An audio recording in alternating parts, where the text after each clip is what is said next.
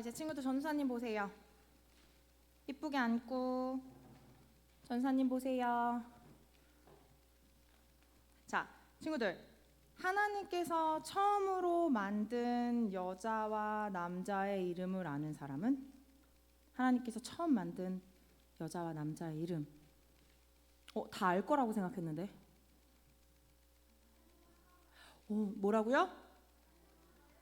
맞아요. 아담과 하와. 그러면 이거는 과연 알까? 이 아담과 하와가 낳은 두 아들의 이름은? 이건 모를 것 같아서 전우사님이 퀴즈로 준비했어요. 자, 아담과 하와가 낳은 두 아들의 이름 1, 2, 3번. 자, 1번은 야곱과 에서, 2번은 가인과 아벨, 3번은 요셉과 유다예요. 자, 1번이라고 생각하는 사람 손. 이쁘게 앉으세요. 2번이라고 생각하는 사람 손. 확실해요. 자, 3번이라고 생각하는 사람 손. 없네요. 자, 맞아요. 우리 친구들 누가 가르쳐준 거 아니에요? 어디에서 도움을 얻지 않았나요? 아니에요. 맞아요. 아담과 하가 낳은 두 아들의 이름은 가인과 아벨이에요. 전사님이 오늘은 이 가인과 아벨에 대해서 이야기를 할 건데, 자, 보면 가인과 아벨은요 항상 하나님께 제사를 드렸대요. 우리 친구들 이때 드렸던 제사가 뭔지 아나요? 박주희 어린이? 이때 드리는 제사가 지금 우리가 드리는 거랑 굉장히 비슷한데, 지금 우리가 드리고 있는 거 뭐죠? 맞아요. 이때 드렸던 제사는 지금 우리가 드리고 있는 예배와 같은 거예요. 그래서 가인은 농사를 지었기 때문에 땅에서 얻은 것으로 하나님께 예배를 드렸고요. 아벨은요 양을 치는 자였기 때문에 어린 양으로 하나님께 예배를 드렸어요. 아벨은 특별히 어떻게 예배를 드렸냐면, 하나님께 드릴 어린 양을요 정성 다해 준비했어요. 그래서 처음 태어난 새끼 양을 구별해서 바치고 그 기름을 함께 드렸다고 말씀 가운데 나와 있어요. 그럼 우리 친구들 여기서 질문. 은찬아, 하나님께서 이 가인과 아벨의 두 예배를 다 기쁘게 받으셨을까? 그렇죠. 문맥상 왠지 기쁘게 안 받으실 것 같아요. 왜 그런지 오늘 말씀 보면 나와 있어요. 우리 친구들 전도사님이랑 함께 이 말씀 읽어볼 거예요. 자, 창세기 4장 4절에서 5절인데 전사님 따라 읽어볼게요. 아벨은 자기도 양의 첫 새끼와 그 기름으로 드렸더니 여호와께서 그의 제물은 받으셨으나, 안 따라하는 친구들이 있어요. 다 보여요. 가인과 그의 제물은 받지 아니하신지라. 친구들, 두 예배, 가인과 아벨 두 제사를 기쁘게 받으셨다고 하셨어요? 아니면 안 하셨다고 하셨어요? 안 하셨다고 하셨죠? 누구의 예배를 기쁘게 받으셨어요? 진짜? 자, 가인과 그의 제물은 받지 아니하셨고 아벨의 제물은 받으셨어요. 누구의 제사를 받으셨다고요? 아벨의 제사는 받으셨고 가인의 제사는 받지 않으셨어요. 자, 그림 보니까 우리 친구들, 자, 아벨은 기쁘게 하나님께 제사를 드리고 있고 가인은 어떻게 생겼어요? 얼굴이 어때요? 화가 났어요. 맞아요. 친구들 표정을 보니까 울그락불그락 속이 상해 있어요. 우리 친구들 생각해봐요. 지금 우리 친구들 여기서 지금 다 같이 하나님 앞에 예배 드리고 있죠. 하나님 앞에 예배 드리고 있는데 하나님이 저 친구의 예배는 받으시는데 나의 예배는 받지 않으신다고 생각하면 어떨 것 같아요? 기분이? 상관없어요? 상처받아요. 맞아요. 아마 나도 열심히 예배 드리고 있는데 왜 하나님은 내 예배를 안 받으시지? 라는 생각이 들면서 속상할 수 있을 거예요. 왜 근데 하나님은 이 가인의 예배를 받지 않으셨을까? 어떤 이유에서 가인의 예배를 받지 않으셨을까? 아마 하나님께서 화가 난 가인에게 하신 말씀을 보면 우리가 알 수 있어요. 자, 가인아, 네가 좋은 마음으로 옳게 행동했다며 떳떳하게 얼굴을 왜 들지 못하느냐?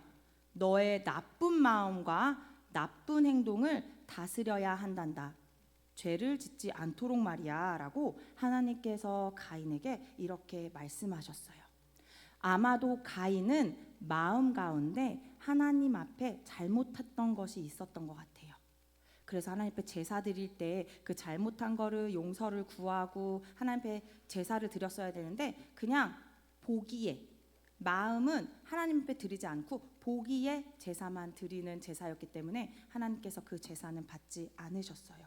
반면 아벨은요, 정성을 다해서, 마음을 다해서 하나님 앞에 예배드렸다고 나와 있어요.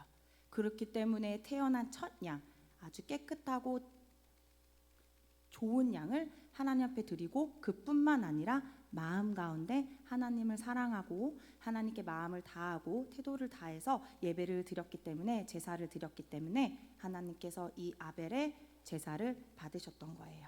우리 친구들이 보기에는 이 두 제사가 다 똑같아 보이죠? 그렇죠? 근데 하나님은요, 이 제사가 똑같아 보여도 이 둘의 마음이 다르다는 걸 아셨기 때문에 아벨의 마음은 받으시고 아벨의 제사는 받으시고 가인의 제사는 받지 않으셨다고 해요. 지금도 마찬가지예요. 우리 친구들 지금 똑같이 다 앉아서 전도사님 얼굴 보면서, 그림 보면서 예배 드리고 있죠? 그렇죠?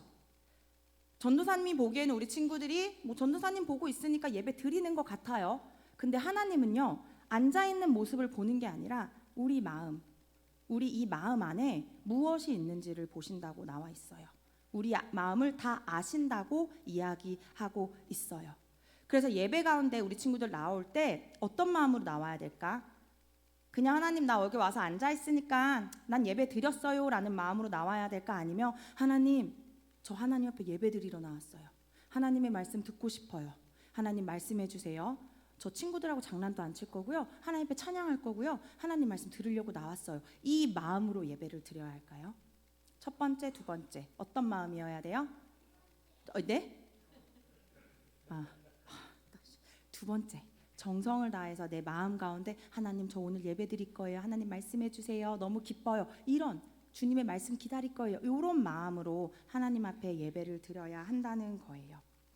그래서 하나님께서는요, 우리 친구들이 예배에 최선을 다해서, 정성을 다해서, 마음을 다해서 예배 드리시기를 원한대요. 그러면 그렇게 예배 드리는 게 과연 어떻게 예배 드리는 건지 전도사님이 퀴즈를 갖고 왔어. 자, 우리 친구들 퀴즈 낼 건데, 잠깐만. 우리 친구들이 생각했을 때, 이렇게 나는 예배를 드리는 게 하나님 앞에 최선을 다해서 예배를 드리는 거야 하면 머리 위로 뭐? 동그라미. 자, 해보세요. 우리 친구들. 안 할 거예요? 자, 아니다 싶으면 어떻게 해요?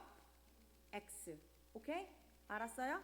자, 그럼 첫 번째, 감사한 마음으로 기뻐하며 예배드려요. OX.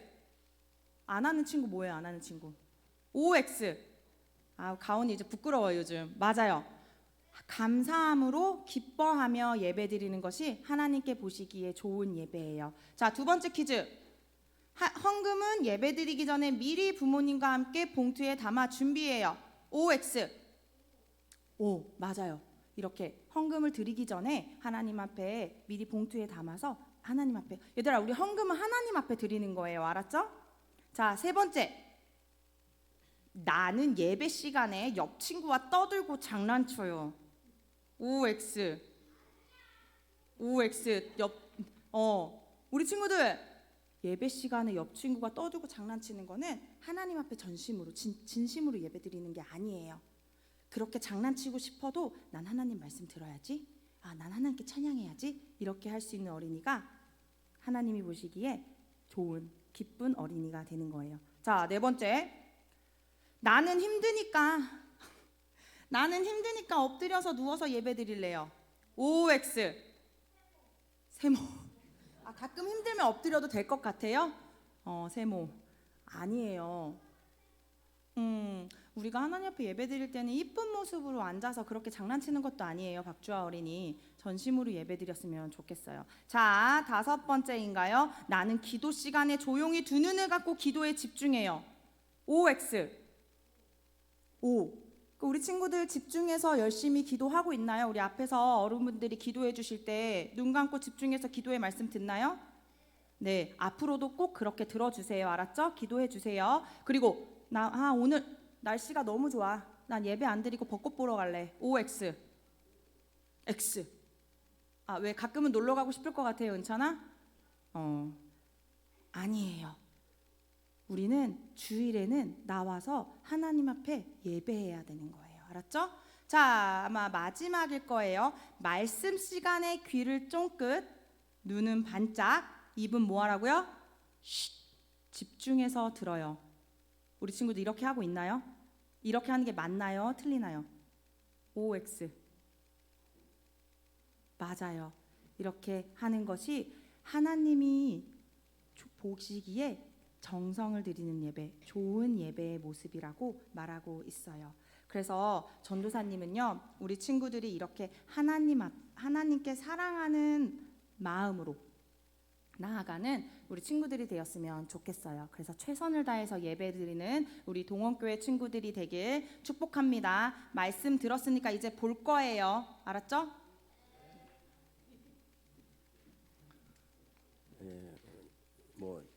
제가 볼 때는 우리 유치아동부 어린이들이 이 정도면 열심히 예배 잘 드리는 것 같아요.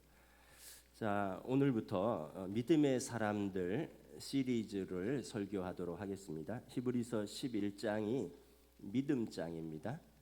그리고 히브리서 11장에 믿음으로 살았던 사람들의 많은 이야기들이 나옵니다. 우리가 히브리서 11장을 통해서 믿음으로 살았던 사람들을 묵상하고 우리도 어떻게 믿음으로 살 것인가를 다짐하는 그런 예배 시간이 되기를 바랍니다.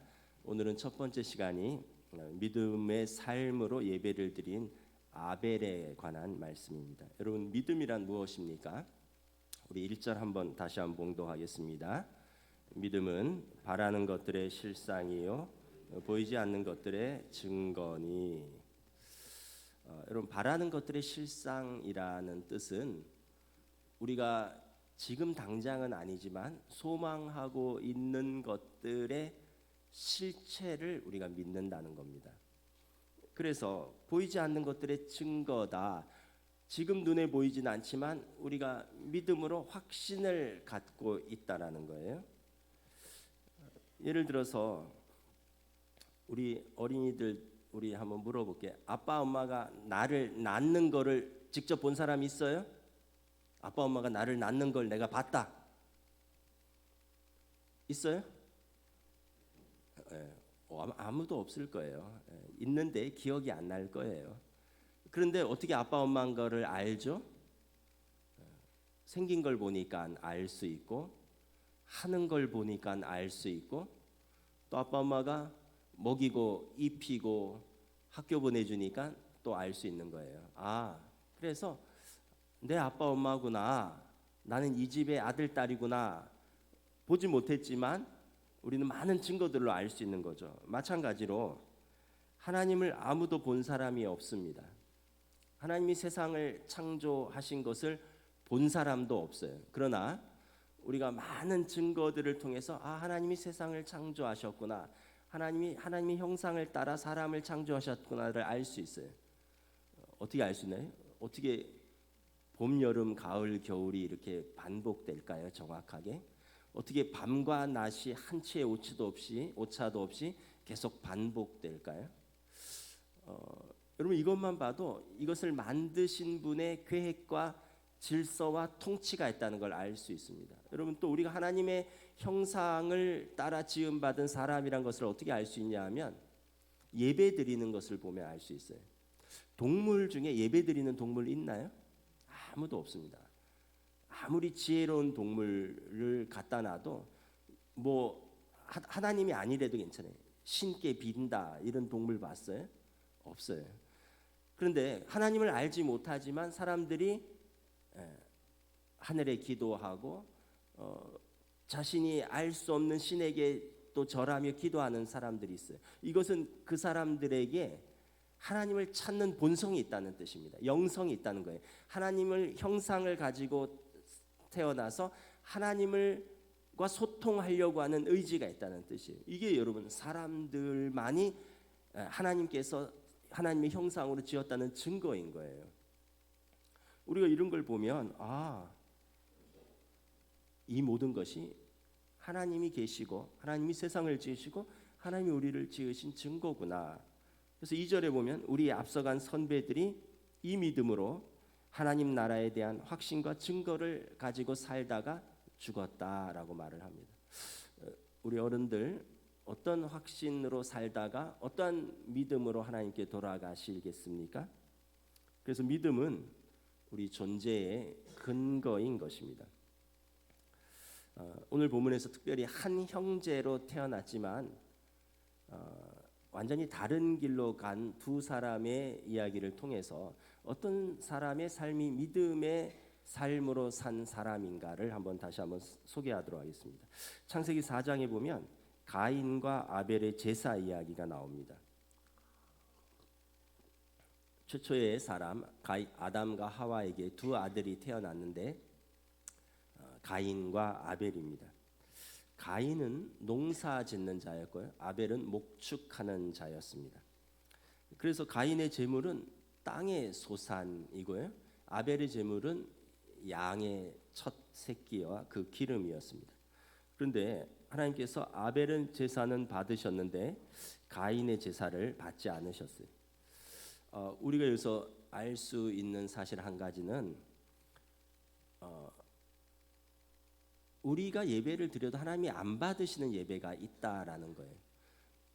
또 하나님을 경외함이 없어도 예배를 드리는 사람이 있다는 거예요. 습관처럼 또 그냥 종교적인 어떤 생각으로 하나님 경외와 관계없이 그냥 예배 드리는 사람도 있다는 거예요. 하나님을 두려워함도 없고 하나님을 사랑함도 없는데 습관처럼 또는 어떤 자기의 종교적인 신념으로. 그런데 우리 예배를 하나님이 구별하신다는 거예요. 받으시는 예배가 있고 안 받으시는 예배가 있다는 겁니다. 하나님께서 그들의 제사 예배를 받으시는 기준을 말씀을 합니다.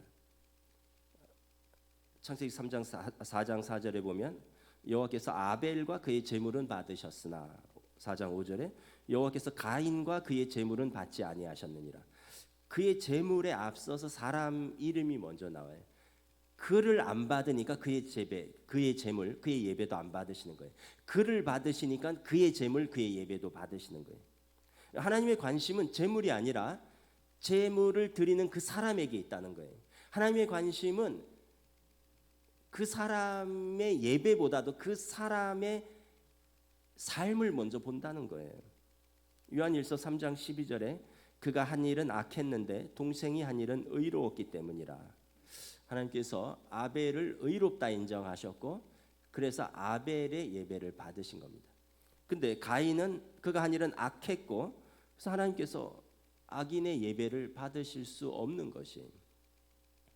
자, 그러면 왜 하나님 보실 때 가인과 아벨의 길이 달랐는가? 여러분, 아벨은 어떤 길을 걸었습니까? 우리 4절 함께 봉독합니다. 시작. 믿음으로 아벨은 가인보다 더 나은 제사를 하나님께 드림으로 의로운 자라 하시는 증거를 얻었으니 하나님이 그 예물에 대하여 증언하시므라. 그가 죽었으나 그 믿음으로써 지금도 말하느니라. 자, 아벨은 가인보다 더 나은 제사를 믿음으로 드렸다라는 것입니다. 하나님께서 보실 때 여러분 안 받으시는 예배가 있고 더 나은 예배가 있다는 거예요. 습관적인 예배, 형식적인 예배, 억지로 드리는 예배, 몸은 여기 있는데 마음은 떠나 있는 그런 예배, 또는 내가 중심이 되고 내 생각대로 주관해야 되는 예배, 또 죄 가운데 깊이 살면서 드리는 예배, 이런 예배들은 여러분 하나님이 받으시기 쉽지 않겠죠. 반대로 아벨의 예배는 영과 진리로 예배를 드리는 예배였습니다. 하나님께서 그의 예배를 기뻐 받으셨습니다. 요한복음 4장 23절에 예수님께서 아버지께 참되게 예배하는 자들은 영과 진리로 예배할 때가 오나니 곧 이때라. 아버지께서는 자기에게 이렇게 예배하는 자들을 찾으시니라. 내가 여러분 지금 예배를 드릴 때 마음을 쏟고 몸은 앉아 있는데 마음은 딴 데가 있느냐? 몸은 앉아 있는데 정신은 깊이 잠들었느냐? 몸은 앉아 있는데 완전히 어떻게 보면 딴 생각하고 있느냐? 이렇다면 여러분 영과 진리로 드리는 예배가 될 수 없겠죠. 하나님께서 아벨의 예배를 받으심으로 아벨은 하나님으로부터 의로운 자라고 하는 증거를 얻었습니다. 하나님께서 의로운 자의 예배를 받으시기 때문에 그의 예배를 받았으니 그는 의로운 자다라고 하나님께 인정받은 것입니다. 하나님께서 아벨의 제사를 칭찬하셨어요. God spoke well of his offerings 이렇게 되어 있습니다. 영어 성경에 하나님께서 그의 제물을 잘하였도다 말하시고 칭찬하셨어요. 그의 제물을 기쁘게 받으셨어요. 그리고 아벨은 그렇게 믿음으로 살다가 죽었으며 그리고 지금까지 하나님께서 그의 믿음을 친히 인정하고 계시다라고 성경은 말씀하는 것입니다. 반면에 가인의 길은 어떤 길이었습니까? 성경은 이 오늘 본문은 믿음의 길을 간 아벨보다 불순종과 거역과 죄의 길로 간 가인의 길을 보면서 우리에게 반면 교사로 삼으라고 말씀을 합니다. 첫째, 가인은 하나님을 경외함이 없었습니다. 이 창세기 보면 가인과 그의 재물을 받지 아니하시니 가인이 몹시 분하여 안색이 변하니 가인은 어떤 사람이냐 하면 하나님에 대해서도 안색이 변하는 사람입니다. 여러분 하나님을 경외하지 않는 사람의 특징은 뭐냐 하면 하나님에 대해서 화를 내요. 여러분 이거는 사실은 이건 불가능에 가까운 일이에요. 하나님을 피조물이 창조주 하나님에 대해서 화를 낸다. 물론 이제 뭐 그런 감정을 가질 수는 있지만 아마 가인은 이 성경에 보면 자기 얼굴을 땅에 쳐박고 있었다 이렇게 돼 있어요. 그의 얼굴을 하나님 쳐다보지 않고 하나님이 받지 않으니까 얼굴을 땅에 쳐박고 안색이 울그락불그락 변화했다는 것입니다. 하나님을 경외하지 않는 사람의 특징은 자신의 잘못을 하나님께 돌리는 경향이 있습니다. 자신이 잘못 선택하고 자신이 잘못한 결과를 가지고 얻은 결과를 가지고 가인처럼 하나님께 얼굴을 붉힙니다. 그래요. 나는 예배도 드리고 헌금도 하고 기도도 했습니다. 근데 결과가 무엇입니까? 당신은 나를 저버렸습니다. 그래요. 이제 끝입니다. 나도 내가 하고 싶은 대로 하고 살 겁니다. 다 끝났어. 이제부터 내가 어떤 짓을 하든 하나님은 나한테 상관하지 마세요. 하나님 당신 책임입니다. 오늘날도 현대인들은 자기가 잘못하고 자기가 그 잘못된 결과를 받았는데 내가 예배했는데 왜 이런 결과를 나에게 주느냐? 하나님께 얼굴을 붉힙니다. 굉장히 미성숙하면 다행인데 미성숙한 걸 넘어서서 하나님께 불경한 죄를 범하는 것입니다. 이러한 절망적인 불평과 자기 연민으로 하나님께 대항하면서 스스로 문을 닫으면 안 됩니다. 이것은 우리의 죄성과 우리의 연약한 감정을 이용하는 사단의 계략입니다. 하나님께로 돌아가는 문은 언제나 열려 있습니다. 하나님은 우리에게 결코 문을 닫지 않으셔요. 근데 가인은 스스로 문을 닫아버렸습니다. 하나님이 제사를 받지 않으신다면 왜 그런가를 생각해야 되는데 자기를 성찰하지 않고 하나님께 그냥 문을 닫아버렸습니다. 둘째, 가인에게 형제 사랑이 없었습니다. 창세기 4장 8절에 그들이 들에 있을 때 가인이 그의 아우 아벨을 쳐 죽이니라. 창세기에 보면 가인이 아벨에게 말합니다. 들로 나가자. 그리고 들로 나가서는 동생을 돌로 쳐 죽였습니다. 이유는 가인에게 동생 아벨에 대한 비교, 시기, 질투, 분노가 가득한 것입니다. 여러분 하나님은 미움이 있는 예배를 받지 않으셔요. 예수님께서 뭐라 그랬습니까? 제단에 제물을 드리려다가 형제와 불화한 것이 생각나면 먼저 가서 화해하고 예배를 드리라. 그렇게 말씀하셨죠. 요한일서에 보면 하나님을 사랑하노라 하고 형제를 미워하는 자는 이는 거짓말하는 자니 보이는 형제를 사랑치 아니하고 보지 못하는 하나님을 사랑할 수 없느니라. 그래서 여러분 가인은 동생이 미워 죽겠는 거예요. 하나님이 내 제물은 받지 않으시고 제 예배는 받으신다고? 제가 뭐 더 잘났는데 내가 형이고. 그러면서 이제 시기, 비교, 시기, 질투, 분노가 가득하고 그리고 이것이 미움이 이제 살인까지 나아가는 겁니다. 요셉의 형제들이 요셉을 미워해서 그렇게 죽이는 데까지 나아간 것이고, 여러분 우리도 그런 감정이 있어요. 사실은 뭐 미워 죽을 수 있잖아요. 그런데 뭐라 그랬어요? 성경에서 해가 지기 전에 그 분노를 풀라 그랬습니다.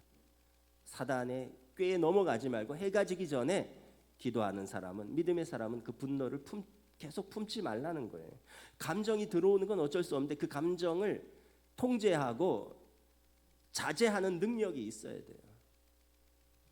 그걸 자제를 못하면 어떻게 돼요? 그 사람을 인격적으로 죽이는 결과가 가져오는 것입니다.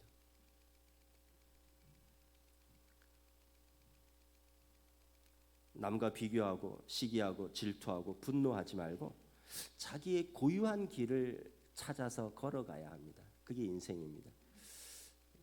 며칠 전에 유퀴즈라는 그런 프로그램에서 배우 이순재 선생님이 나오셨어요. 그분이 나이가 35년생입니다. 그 우리 나이로 90세죠. 만으로 89세. 그 유재석 씨가 물었어요. 선생님 90 가까이 사셨는데 인생은 뭡니까? 그랬더니 이순재 씨가 이렇게 대답을 하시더라고요. 하늘을 보면 해도 있고 달도 있고 별들도 있는데 별들이 다 각기 다르다는 거예요. 다 자기의 사명이 있지 않겠느냐. 그렇다면 우리가 이 땅에 태어났으면 그냥 태어난 것이 아니라 별들도 각기 다른데 각기 다른 사명이 있지 않겠어요. 그래서 그걸 찾고 그 뜻대로 살도록 노력하는 것, 그것이 인생이 아니겠느냐. 배우들도 보시라고.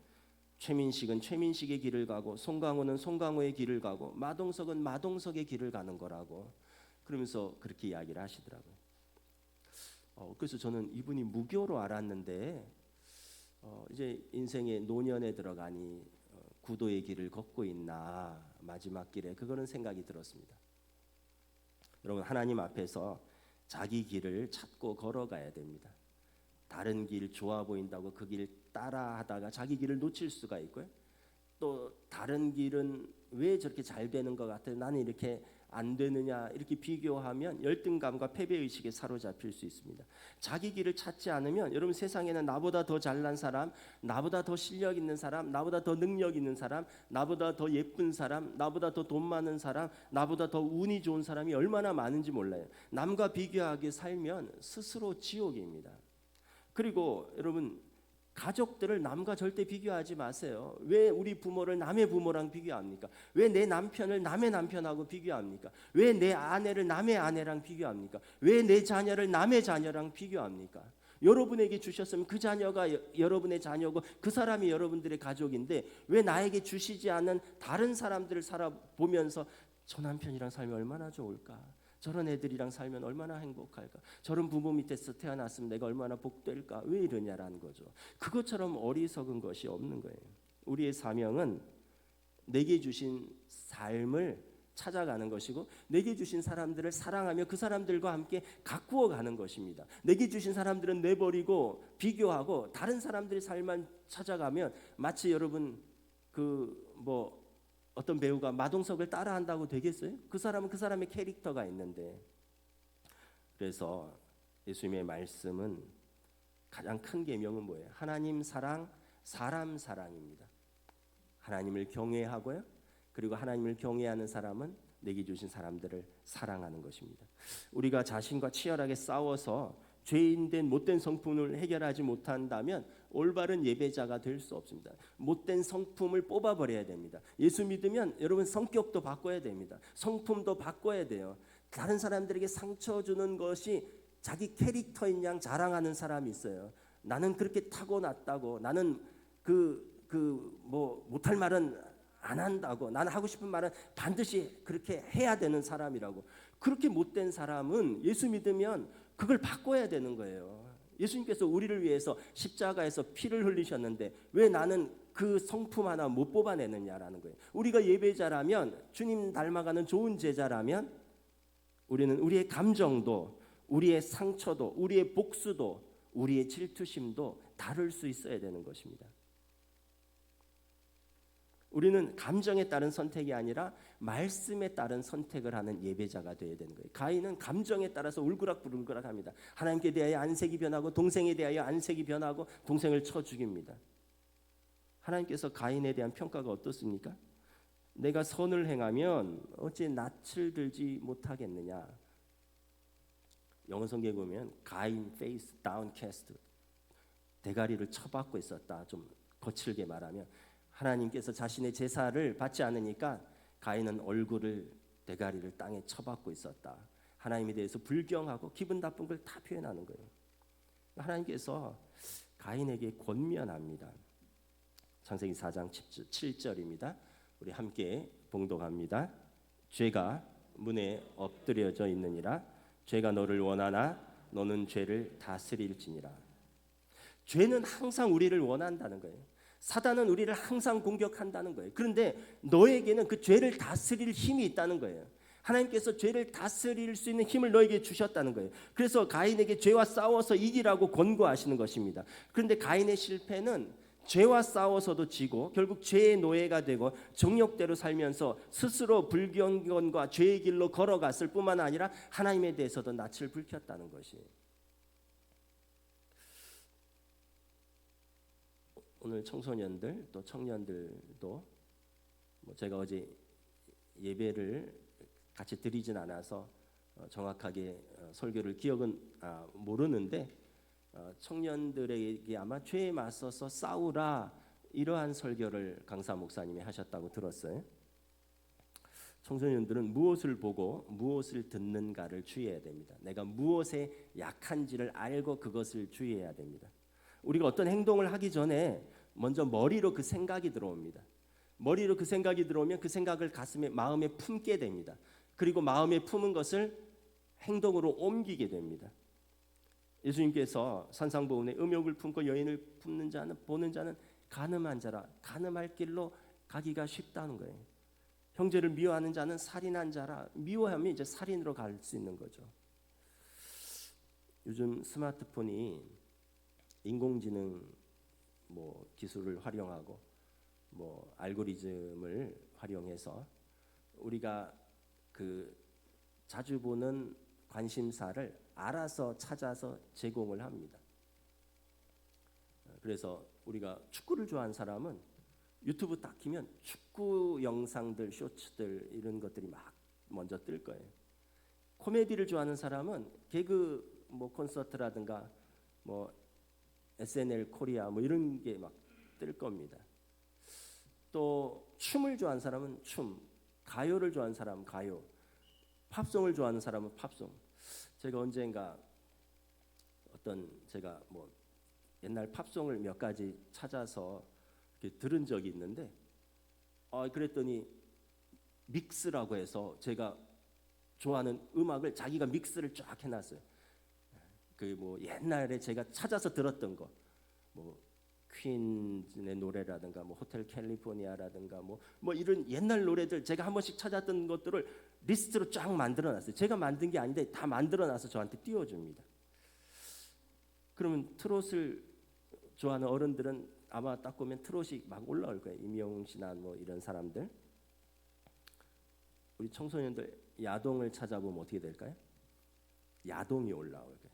노골적인 것이 아닐 수도 있어요. 그런데 벗은 여자들이 유튜브의 전면을 장식할 겁니다. 남자들이나. 특별히 남자들은 청소년들 시각에 약합니다. 내가 무엇을 보는지를 주의해야 됩니다.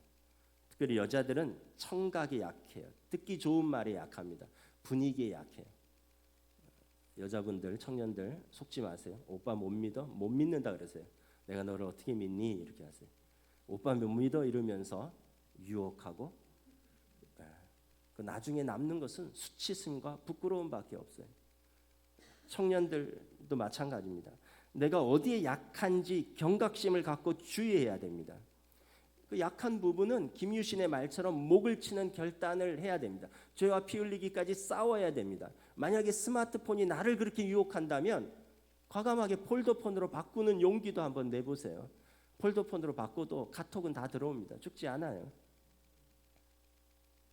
술이 나를 죄의 자리로 이끌어간다면 아예 술을 한번 끊어 보셔요. 뭐 술 먹으면 뭐 기분 좋고 알딸딸한 것도 저도 압니다. 그런데 뭐 그거에 의지해서 기분 좋은 거를 계속 유지를 해야 됩니다. 우리는 술을 끊어도 사랑하는 사람들과 또는 차를 마시면서도 또 하나님 앞에서 기뻐하고 즐거워할 수 있는 일이 얼마나 많이 있는지 몰라요. 술 취하지 말라. 이는 방탕한 것이니 성령의 충만함을 받으라. 시험에 들지 않도록 깨어 있으라. 가인은 그냥 정욕에 자신을 맡겼습니다. 그래서 나쁜 선택을 계속했어요. 죄를 지을 기회가 생기면 계속 죄를 지었습니다. 하나님께서는 가인에게 권면했습니다. 죄는 문 앞에서 너에게 웅크리고 있을 것이다. 그런데 너는 죄를 다스릴지니라. 하나님의 권면을 가인은 무시했습니다.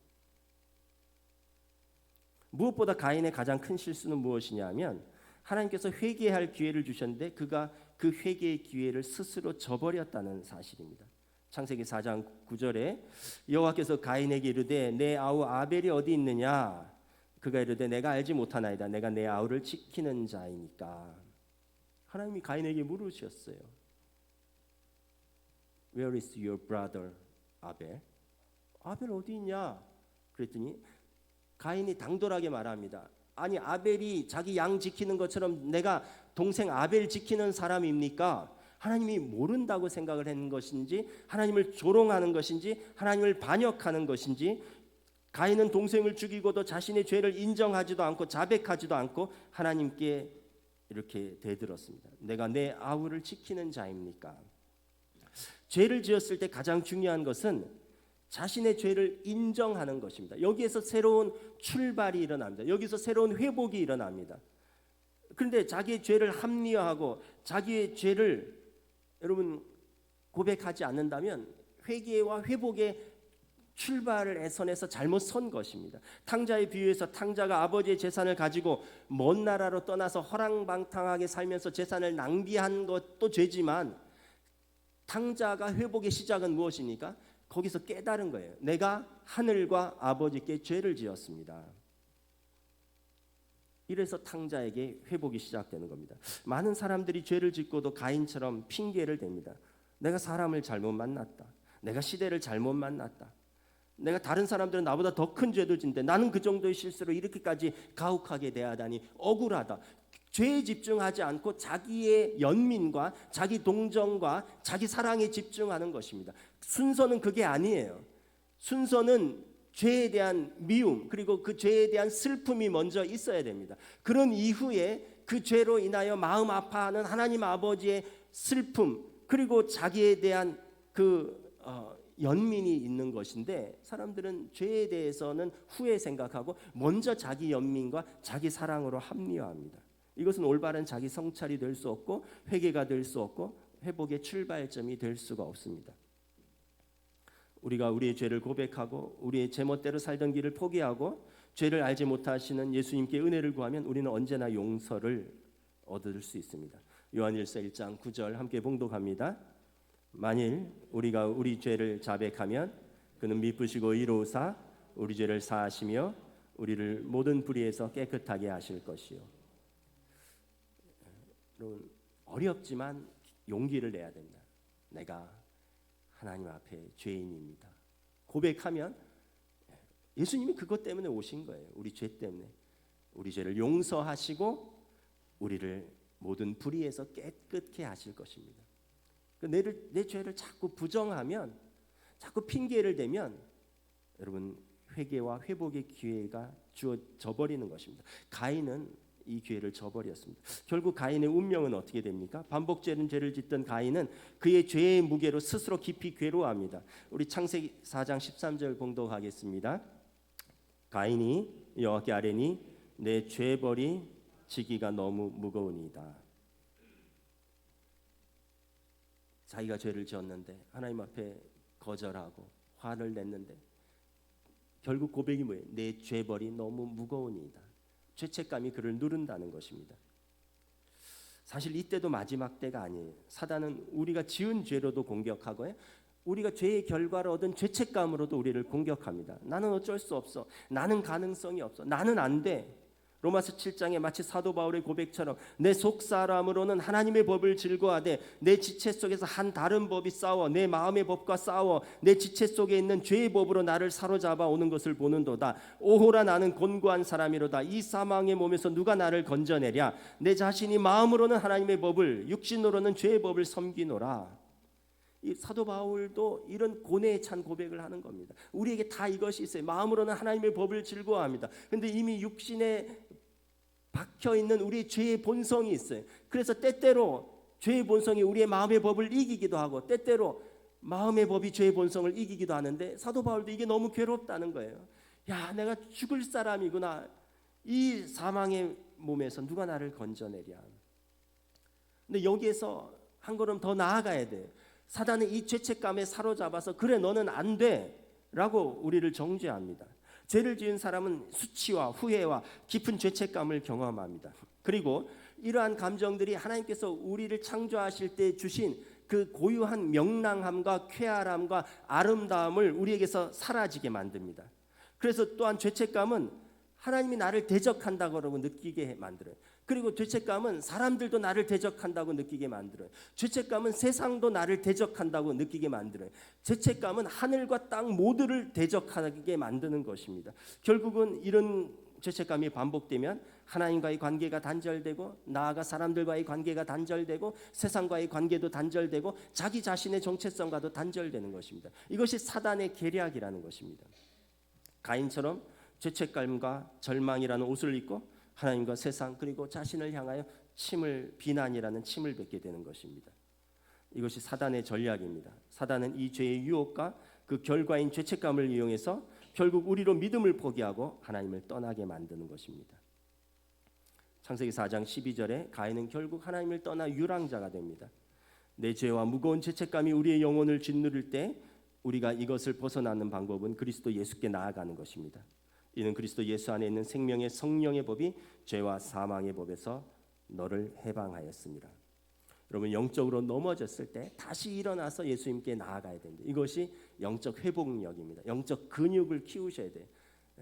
여러분 어른들 근육이 있어야지 넘어지면 일어서잖아요. 영적 근육도 시험에 넘어지고 죄에 넘어질 수 있는데 다시 일어나서 하나님께 나아가는 건 영적 근육을 키워야 됩니다. 영적인 회복력을 가져야 됩니다. 영적 탄력성을 여러분 스스로 준비해야 되는 것입니다. 가인에게는 그것이 없었습니다. 가인은 회개할 기회가 있었지만 끝까지 그것을 거부했고 결국 그의 영혼은 하나님을 떠나 유리방황하게 되는 것입니다.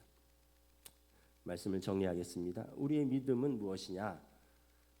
여러분 잘 기억하세요. 하나님은 살아계시고 의인, 하나님을 찾는 자들에게 상 주시고 악인, 마음에 하나님을 없다 하는 자, 그래서 하나님을 경외하지 않는 자를 반드시 심판하신다. 이것이 우리의 믿음입니다. 하나님을 따라하겠습니다. 하나님은 살아계시고 의인에게 상 주시고 악인은 반드시 심판하신다. 네, 의인은 마음에 하나님을 인정하는 자입니다. 그리고 하나님을 경외하는 자입니다. 악인은 마음에 하나님이 없다 생각하고 하나님을 무시하는 자입니다. 범사에 하나님을 경외하며 형제를 사랑하는 자, 죄와 피 흘리기까지 싸우며 분투하는 자. 그래서 결국은 그 예배의 시간만이 아니라 생활 속의 의인이고 생활 속의 예배자인 것입니다. 우리가 기억해야 할 중요한 사실은 성도는 스스로 의인이 되는 것이 아니라 예수님을 통해서 하나님이 의롭다 칭하는 것입니다. 로마서 3장 23절 24절 함께 읽고 마치겠습니다. 모든 사람이 죄를 범하였음에 하나님의 영광에 이르지 못하더니 그리스도 예수 안에 있는 속량으로 말미암아 하나님의 은혜로 값없이 의롭다 하심을 얻은 자 되었느니라. 아멘. 찬양하시겠습니다.